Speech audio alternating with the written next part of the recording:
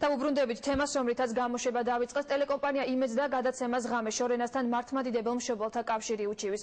საჩივრის წერილი ტელეკომპანია იმედში და მარეგულირებელ კომისიაში გუშინ მიიღეს. არასამთავრობო ორგანიზაცია იმ თემას აპროტესტებს, რომელიც გადაცემაში გაშუქდა.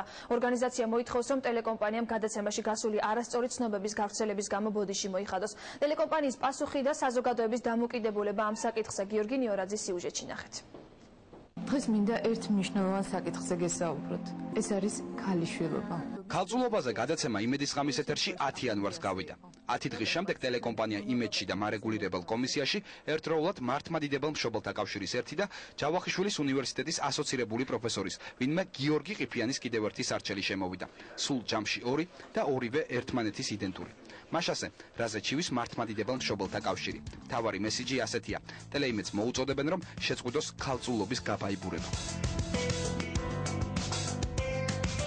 დღეს არც ერთი მომჩივანი ტელეკამერების წინ არ ჩნდება. მშობელთა კავშირი და პროფესორი ყიფიანი მარეგულირებელი კომისიის ხდომის დაწყებას ელოდება.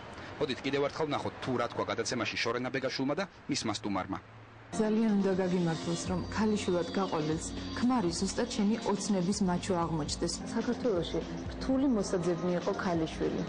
გარდა ამისა, მთიან საქართველოში არსებობდა მთელი კოდექსები, რომელიც ადამიანთა სექსუალურ ურთიერთობებს არეგულირებდა. აღარაფერს ვამბობ ქართველი დიდგვაროვანი ქალბატონების თავაშვებულ და საყოველთაო ცნობილ სექსუალურ თავგადასავლებთან.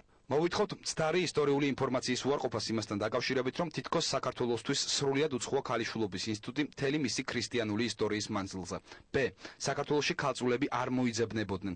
გ. მიზანმიმართულად მოხდა დიდგვაროვან მანდილოსანთა თავაშვებულობის განზოგადება. ის ოჯახები, რომელსაც სექსუალური ცხოვრება ქორწინებამდე ხდება, ასეთი ტიპის ოჯახები მომავალში, როდესაც უკვე ოჯახის შექმნას გადაწყვეტდნენ. უფრო კარია, ვიდრე ის ოჯახები, რომლებიც იქნება ერთთან ისევ ქალწულობის ინსტიტუტზე დაფუძნებული. მოთხოვნის მეორე პუნქტი უფრო მეტად უკვე გადაცემის სტუმრის გამონათქვამებს ეხება. ტელეიმედის მიერ მოხდეს ყალბი სტატისტიკურ მეცნიერული ინფორმაციის უარყოფა. ა. თითქოს ქორწინებამდე სექსი განამტკიცებს მომავალი ოჯახის მდგომარეობას და რომ ტრადიციული ოჯახები უფრო მეტად არამდგრადები არიან. შეწყდეს ჩვენი ეროვნული და სარწმუნოებრივი ტრადიციების შეურაცხყოფა, საზოგადოების შორენიზაცია. და ფრჩხილებში წერია, რომ ბოდიში ვიხდით კეთილზნეობრივი შორენების წინაშე. ქალიშვილობის დაკარგვა ყველა გოგონას ცხოვრებაში განსაკუთრებული მოვლენაა. ანუ ეს მოთხოვნები ითვალისწინებს იმას, რომ შორენამ ახალი გადაცემა უნდა ჩაწეროს ქალიშვილობის ინსტიტუტზე და თქვას, რომ ქალიშვილობა კარგია და სექსი ქორწინებამდე ძალიან ცუდი. კიდევ ბოდიში უნდა მოუხადოს მაყურებელს და საერთოდ ერთხელ და სამუდამოდ გრძელი კაბა ჩაიცვას. ამ ყველაფერზე კი ტელეკომპანია იმედის იურისტის პასუხი ასეთია. ბუნებრივია, ამის გამო ვერ მოხდება ამ ფორმატის შესვლა, კონკრეტული მოსაზრებების შესვლა. შეუძლია ადამიანებს დაეთანხმონ ან არ დაეთანხმონ ამ მოსაზრებებს, ეს მათი უფლებაა, თუმცა გამოხატვის თავისუფლება უფრო მაღლა დგას, ვიდრე კონკრეტულად ამ ადამიანთა ჯგუფის მოსაზრებები. არც ერთი მომჩივანი ამ დრომდე კომენტარს არ აკეთებს. სამაგიეროდ მათზე და მათ საქმიანობაზე კომენტარებს სხვები აკეთებენ. დღეს რასაც გავეცანი სარჩელი, ძალიან ბევრ შეუსაბამობას მოიცავს. ნათლად აყენებს კიდევ ერთხელ იმ პოზიციას, რომ საქართველოში საზოგადოების კონკრეტული ნაწილი ჯერ კიდევ